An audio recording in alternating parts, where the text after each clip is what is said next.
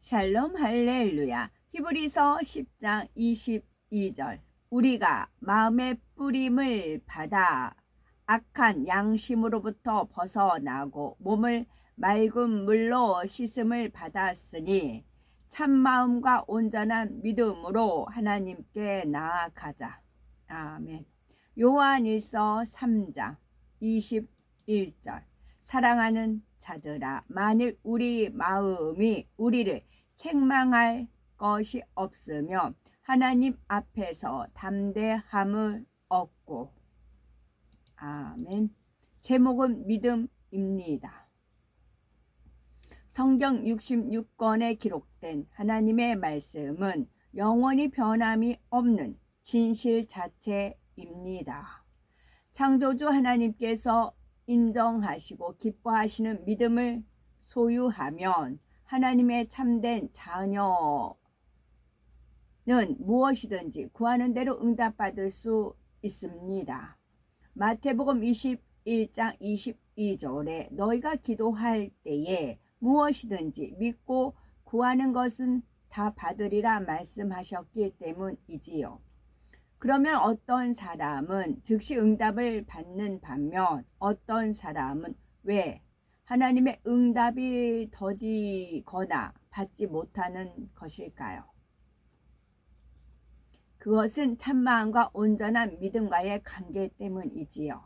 히브리서 10장 22절에 우리가 마음의 뿌림을 받아 양심의 악을 깨닫고 몸을 맑은 물로 씻었으니 참마음과 온전한 믿음으로 하나님께 나아가자 했습니다. 여기서 참마음이란 거짓이 없는 진실한 마음, 곧 예수 그리스도를 닮은 마음이지요. 온전한 믿음이란 성경 66권 말씀을 의심 없이 믿으며 하나님께서 주신 계명을 모두 지켜 행하는 것을 말합니다. 그런데 온전한 믿음은 참마음을 이룬 만큼 소유할 수가 있습니다. 온전한 믿음은 참마음. 그러면 거짓된 마음이 있어요. 그러면 그 믿음도 거짓된 믿음이 돼요. 퍼센트가. 거짓된 믿음이 30%다. 그러면 내가 믿는 믿음, 본인이 믿는다 하지만 거기는 30%는 거짓이에요. 참마음을 이룬 사람의 고백이어야말로 진실한 믿음의 고백이므로 하나님께서도 그 기도에 신속하게 응답해 주십니다. 많은 사람이 믿음의 고백을 하지만 99, 81이에요. 아니야, 99, 18로 할래. 자꾸 18로 고집한다고 해서 그런 식으로 하면 무조건 다 틀려요. 99는 81이에요. 18이 아니고 81이에요. 그와 같아요. 이것도 마찬가지로 온전한 믿음은 참마음을 이룬 만큼 소유할 수가 있다고요. 많은 사람이 믿음의 고백을 하지만 저마다 그 속에 담긴 진실함은 다르죠. 참마음을 이루며 100% 진실한 믿음의 고백을 하는 사람도 있지만 온전히 이루지 못하여 50%밖에 진실하지 않은 사람도 있습니다. 그런 경우 하나님께서는 너는 나를 반밖에 믿지 못하는구나 하실 수밖에 없지요. 이러한 진실함의 정도가 바로 하나님께서 인정하시는 믿음의 분량입니다. 영적인 믿음은 내가 갖고 싶다고 해서 되는 것이 아니고 하나님께서 주시는 거예요. 믿음의 분량대로 지혜롭게 생각하라 했잖아요. 그래서 이 사람이 몇 퍼센트 여기서 몇 퍼센트 참마음을 이뤘느냐, 그 참마음을 이룬 만큼의 믿음을 주신다고요. 그래서 마음의 할례가 중요한 거예요. 내 마음에 더럽고 추하고 냄새나고 뭐 여러 가지 안 좋은 그거를 버린 만큼 믿음이 주어집니다. 인간관계에서도 믿는다는 고백과 상대를 신뢰하는 정도가 다른 것을 볼 수가 있지요. 예를 들어서 엄마가 어린 자녀를 집에 두고 외출할 때 얌전히 집 잘 보고 있어라. 엄마는 널 믿는다 라고 합니다. 그러면 엄마가 정말 자녀를 믿어서 말한 걸까요? 참으로 믿는다면 믿는다는 말이 필요가 없습니다. 몇 시까지 들어올게, 집 잘 보고 있어 해도 되는데 믿었지 못하니 믿는다는 말을 덧붙인 것이지요. 엄마가 깨끗이 청소해 놨으니까 어지럽히지 말고, 엄마 화장품 만지지 말라, 가스불은 위험하니까 켜면 안 된다 라고 염려가 되니 당부하는 것이지요. 이렇게 당부하고 외출했으면서도 믿음이 가지 않으니 지금 뭐하니? 아무 일 없지 하면서 다시 한번 확인합니다. 평소 부모님 말씀을 잘 듣고 무엇이든지 그대로 순종하는 자녀에게는 너를 믿는다 했다면 자녀를 100% 믿는 데서 나온 진실한 고백이지요. 이처럼 얼마나 순종하고 진실한지에 따라 신뢰가 가는 자녀가 있는가 하면 믿었지 못한 자녀도 있습니다. 만약 100% 신뢰하는 자녀가 무엇을 요구한다면 부모는 이유도 묻지 않고 바라는 대로 해줍니다. 당연히 필요해서 구하겠지, 허튼 일을 할 아이가 아니니까 하며 자녀에 대한 온전한 신뢰 속에서 구하는 대로 들어주지요. 그러나 자녀에 대한 신뢰가 온전하지 않을 경우에는 요구가 타당할 때라야 비로소 들어줍니다. 자녀에 대한 믿음이 적을수록 부모는 자녀의 요구사항을 몇 차례 확인하고도 들어주기를 주저하지요. 그래도 자녀가 계속해서 조르고 때를 쓴다면 부모 입장에서는 자녀의 말을 믿어서가 아니라 강청에 못 이겨서 어쩔 수 없이 들어주는 경우도 있습니다. 이러한 원리는 하나님과 그의 자녀와의 관계에서도 똑같이 적용됩니다. 따라서 믿었지 못한 자녀가 강청하니 뭐하지 못해 조금 주시는 것이 아니라 범사의 진리 가운데 행하여 책망받을 것이 없으므로 구하는 것마다 주실 수 있도록 참마음과 온전한 믿음을 소유해야 합니다.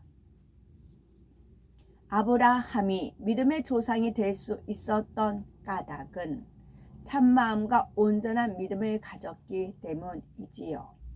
그는 한번 하나님께서 약속해 주신 말씀은 어떤 상황에서도 의심치 않고 그대로 믿었습니다.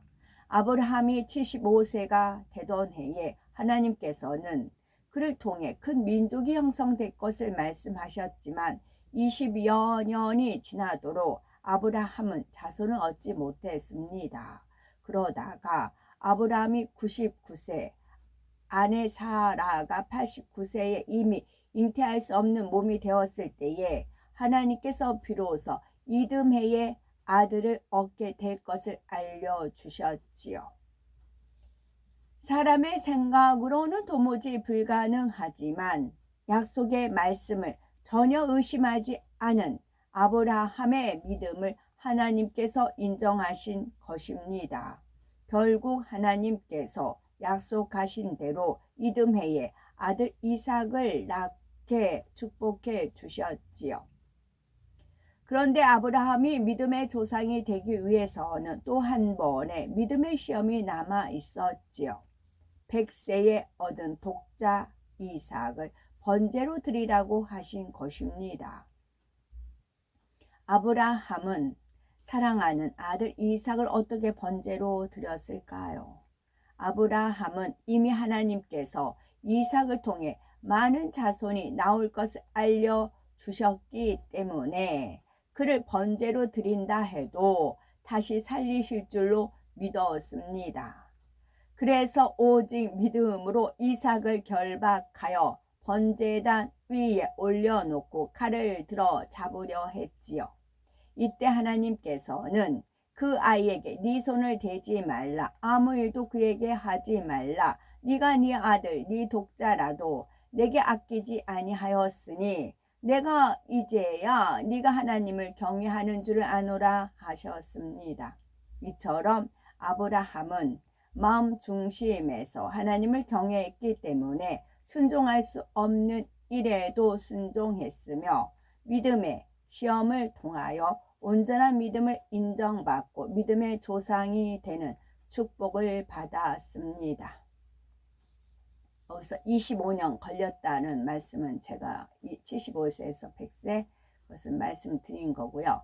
저 또한 여기서 아브라함이 하나님께서 약속하신 무엇을 약속하셨냐면 이삭을 통해서 많은 자손이 나올 것을 알려주셨잖아요. 이삭을 통해서 많은 자손이 나온다. 그러면 이삭을 번제로 드려도 거기서 하나님께서 또 다른 역사를 펼치실 거다라는 그런 믿음이 있었던 거잖아요. 저 같은 경우도 너무 많이 말씀드리지만 99년 10월 31일 날 이렇게 이제 영이 뜨고 혼이 막 그런 역사가 있을 때 막 비전들을 주셨어요. 많은 걸 주셨는데 그 중에 하나가 베르사유의 궁전이죠.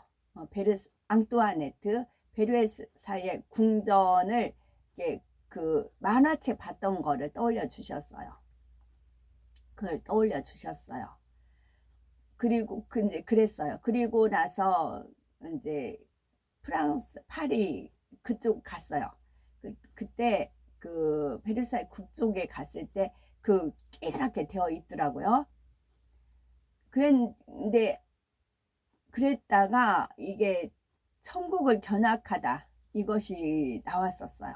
나와서 하나님이 영에 이끌려서 이제 봤죠.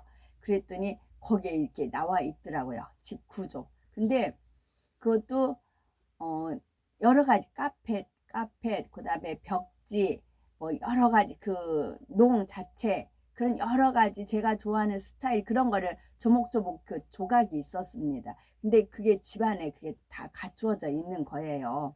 그 이제 핑크는 희생적인 사랑이고 억울하지만 뭐 결백하지만 그런 여러 가지 영적인 뜻이 있었거든요.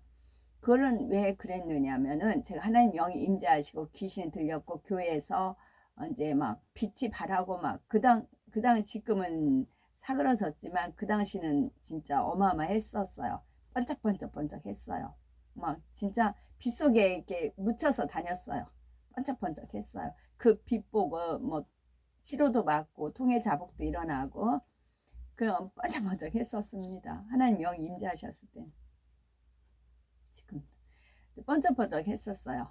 그러니까 이제 시세 많은 무리들이 이제 특히 머리급 되는 권세를 잡고 교회 권세들이 이제 저를 이제 모함을 했지요.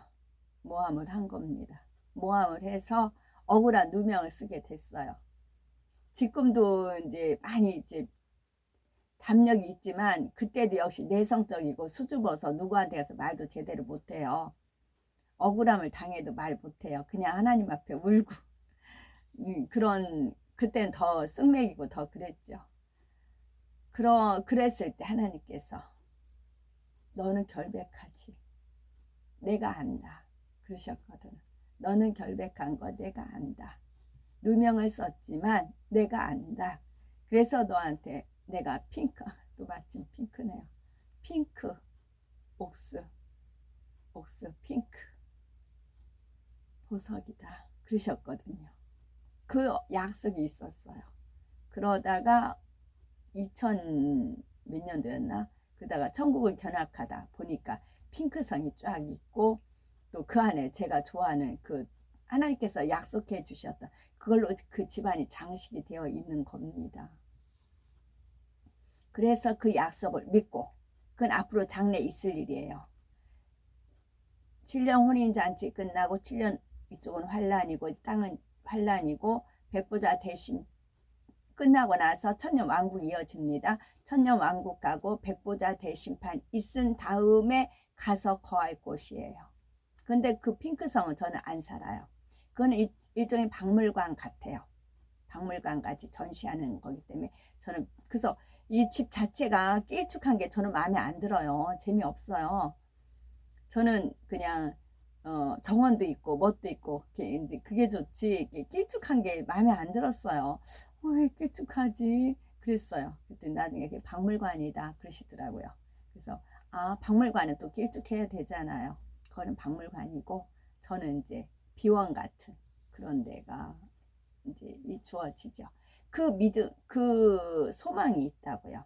아브라함도 하나님이 약속을 이삭을 통해서 자손이 나올 것을 알려주셨기 때문에 번제로 드렸듯이 저 또한 마찬가지 99년도에 이 비전이 있는데 이것이 유튜브 상에 틀면 나오더라고요. 제가 하나님께서 저한테 언약을 주신 것이 이게 이제 그 애니메이션 쪽으로 나왔지, 만화 스타일로 해서 그 믿음을 가지고 저 또한 간다고요.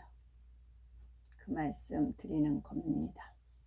우리도 참마음과 온전한 믿음을 소유하려면 어떻게 해야 할까요? 성경 66권에 기록된 하나님의 말씀을 조금도 의심치 않고 온전히 믿으며 계명들을 지켜 행해야 합니다. 죄를 피 흘리기까지 싸워버리고 악은 모든 모양이라도 버려야 변화되어 주님의 마음을 닮아갈 수 있지요. 하나님께서 기뻐하시는 참 마음과 온전한 믿음을 이루어 무엇이든지 구하는 대로 응답받아 하나님께 마음껏 영광 돌려나가는 우리가 되어야 되겠지요. 이삭은 믿음의 조상 아브라함과 아내 사라 사이에 태어난 아들이지요. 이삭은 아버지가 자신을 번제물로 드리려 했을 때 반항하지 않았습니다. 그는 40세에 37세에 사라가 죽고 엄마가 죽은 이후에 리브가를 얻음으로써 위안을 얻었다. 그 표현이 나왔죠. 그는 40세에 리브가와 결혼하여 60세에 쌍둥이 에서와 야곱을 낳았습니다. 이삭은 야곱보다 에서를 더 사랑하였고 노년에 축복하려 했으나 리브가와 야곱의 속임수로 야곱에게 장자의 축복을 해주게 되었죠. 이삭은 하나님께 가나안 땅과 자손에 대한 약속과 함께 축복을 받아 거부가 되었습니다. 블레셋 사람들이 우물을 막아 버릴 때도 태항하지 않고 오히려 양보함으로 화평을 이루었습니다. 아멘.